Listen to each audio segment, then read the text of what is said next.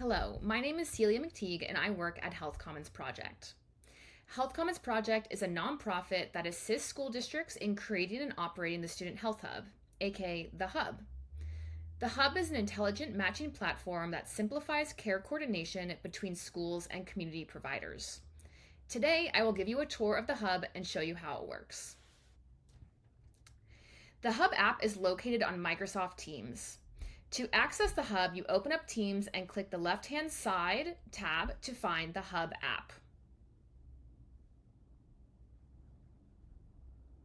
Click Enter to get to the Hub dashboard. Welcome to the Student Health Hub.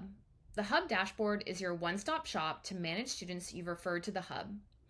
The dashboard provides a quick overview of student referrals, including submission date, student name, referral source, status, as well as school. Statuses are color-coded so you can easily see where students are in the matching process or what statuses have been received from providers. The dashboard also allows you to easily sort by each column header.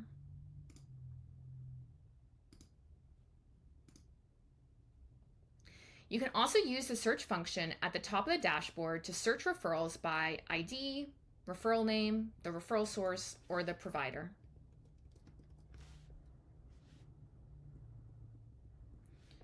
Please note, if a student preferred name was listed in the referral, it will be listed in quotation marks in the middle of the student's legal first and last name, like Lark is here. When you click on a student in the dashboard, you open up their record view. You can see on the left-hand side, it contains basic student information at the top and the manager chat button at the bottom, where you can send a Teams message to the Hub manager. On the top half of the record view is a summary of the referral. Please note the summary does not include all referral information. It only provides a quick snapshot of some important referral fields. However, you can see a few more details by clicking the small arrow icon in the top right to expand the reasons for referral. To view the entire referral, click the View Referral button. This will show you all the information submitted for a student referral. To view the ROI or the consent form, click the View ROI button. At the bottom half of the record view are two additional tabs: the Primary Contact Info tab and the Status History tab. The Status History tab shows you all the statuses sent from providers for a student. Please note you can click the eye icon next to Status History to see status definitions. The Primary Contact Info tab will display information about who the primary contact is. Now we will talk about how to use the Hub. If you're interested in submitting a referral through the Hub accepts students with Medicaid, no insurance, or where no insurance is accessible. That means for a student who is over 13, may have private insurance through their parents, but is choosing to direct their own care. The Hub does not currently accept students with private insurance.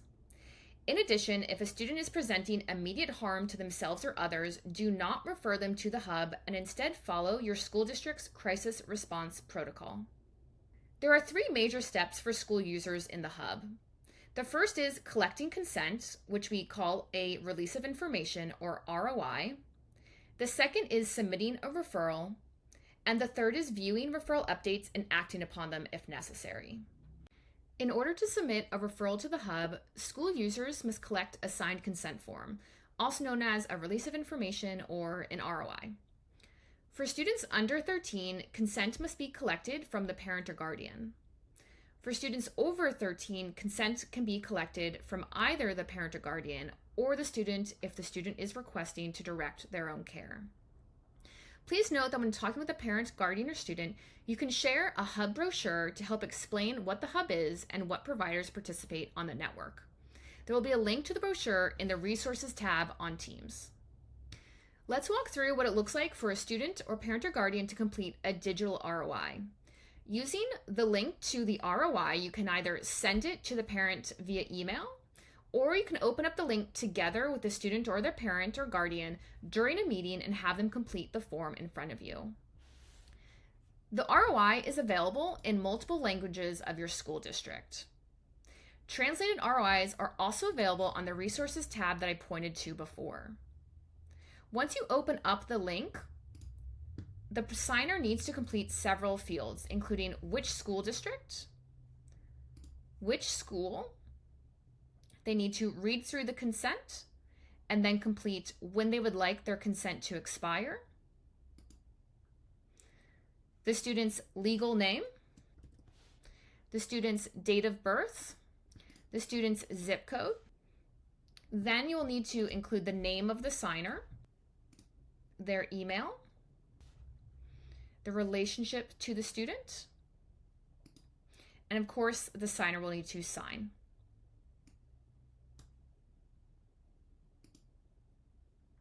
When a digital ROI is submitted to the hub, the ROI signer will receive a copy of their ROI via email, and all school users at the student's school will receive an email notification that an ROI has been completed and a referral can now be submitted. Student or parent or guardian cannot submit a digital ROI, you may provide them with a printable version of the ROI form for them to sign and return to you. Remember, a copy of the ROI is available in multiple languages and can be found on the Resources tab on Teams. Once you receive a hard copy of the signed ROI, scan it to your computer and submit it via an attachment in the Manual ROI Submissions folder. You can go to Files and then select Upload to upload your ROI. From there, the hub team will ensure the ROI is added to the ROI list and they'll let you know when you can submit a referral for the student. After you submit an ROI, the next step is for you to submit a referral. At the top right corner of the dashboard is a plus button. Click this to begin your referral submission. If the ROI was signed physically and you upload it to Teams via the Manual ROI Submissions channel, the hub team will place it in this list. Submit a referral. The main areas of referral are the student's information, their insurance information, the primary contact's information, and their reasons for referral. So let's complete this referral. As you can see, the referral starts by including the referral source's information. Feel free to change anything that you'd like. We'll start with student information.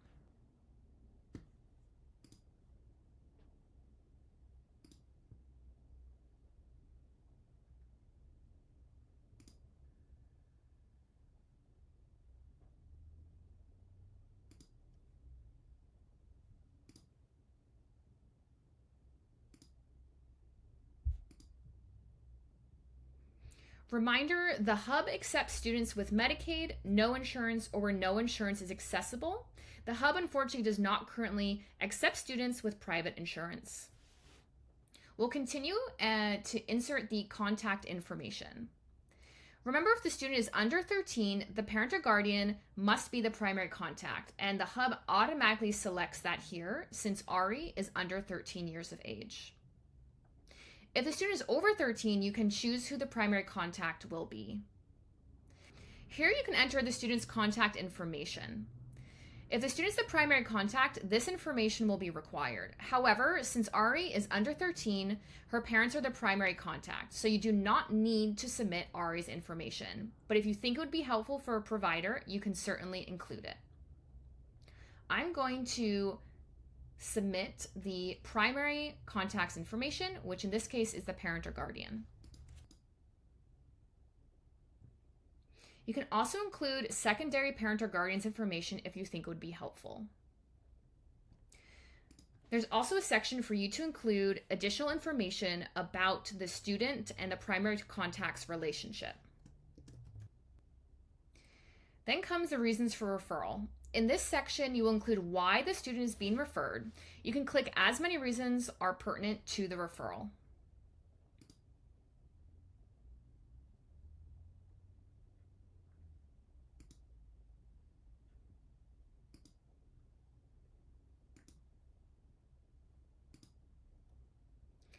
After selecting your reasons, we ask you to provide a description.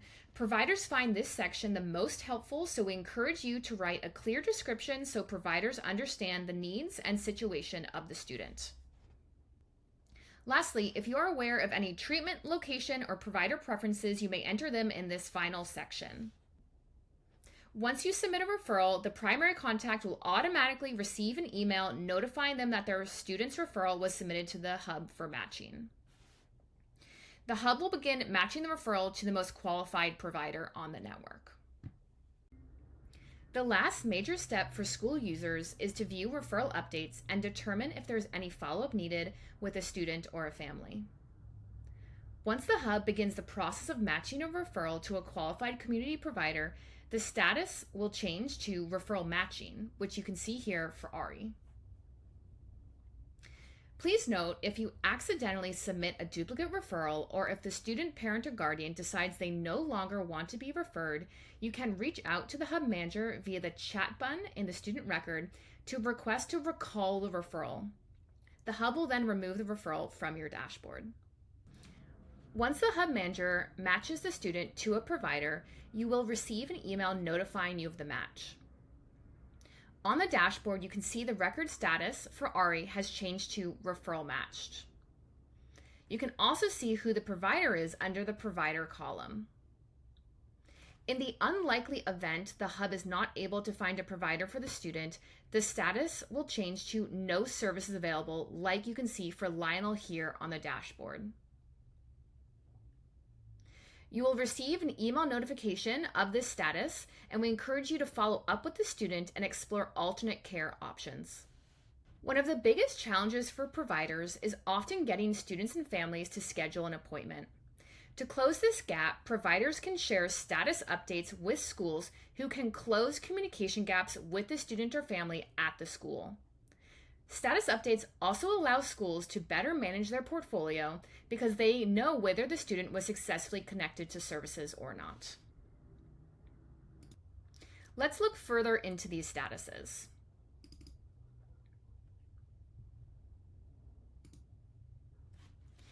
If intake scheduled or active or complete is marked for a student, you do not need to follow up with the student because you can see that the student is engaging with the provider.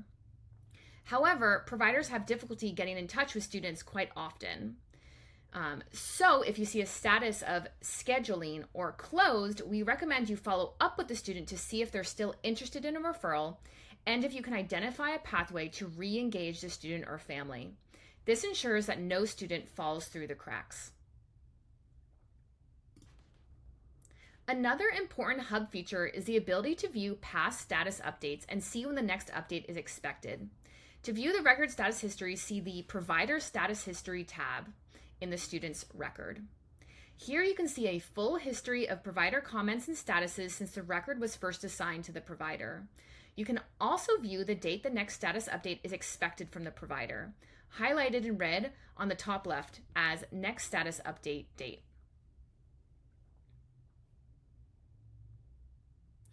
The hub will be requesting status updates weekly from the date of the referral being matched until the referral is marked as active by a provider.